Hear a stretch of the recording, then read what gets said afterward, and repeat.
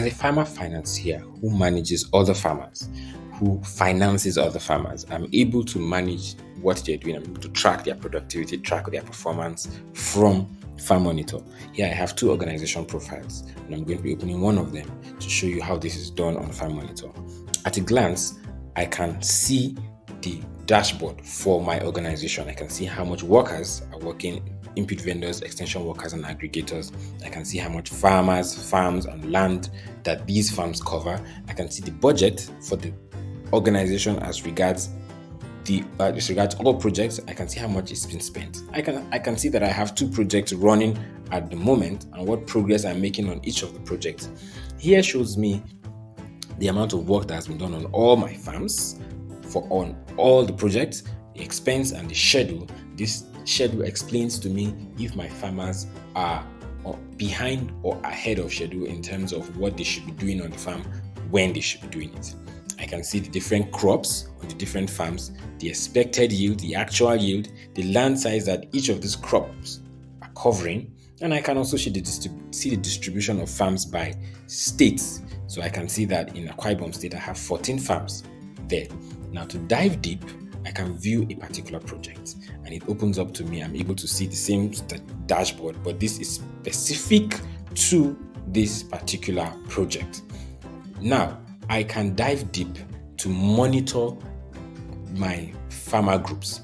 My farmer groups is the way I have decided to break down my different farmers based on state and local governments, or I group them based on their gender, or however I choose to do so.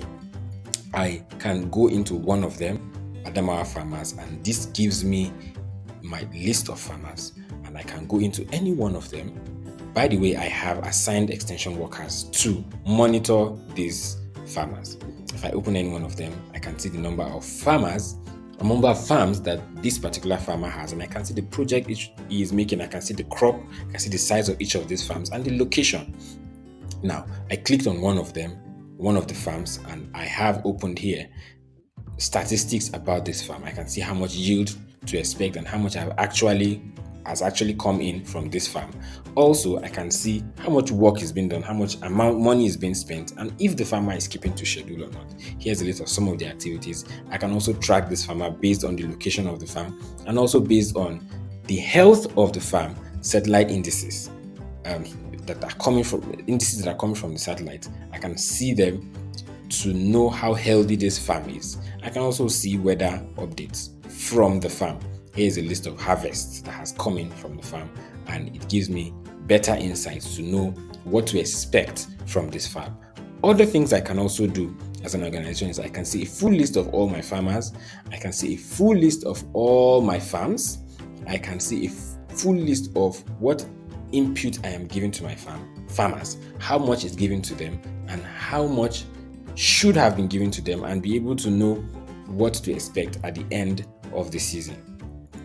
Harvest and aggregation shows me how much I'm to expect because I have funded them probably through input. I'm expecting a return, and this return I'm able to monitor what I am to get through here. So farm monitoring tab here is the same tab that shows me my different farmer groups. I can go into them and see the different farmers and different farms. Now, mind you, all the data that comes in here is actually coming from the Farm Monitor mobile application.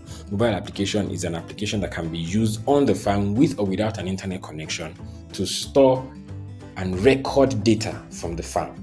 And once internet connection is restored, assuming the farm is in a location where there isn't proper an internet connection, the data is synchronized to the servers, and myself as a financier, I'm able to track what is going on the farms, and I'm able to make better decisions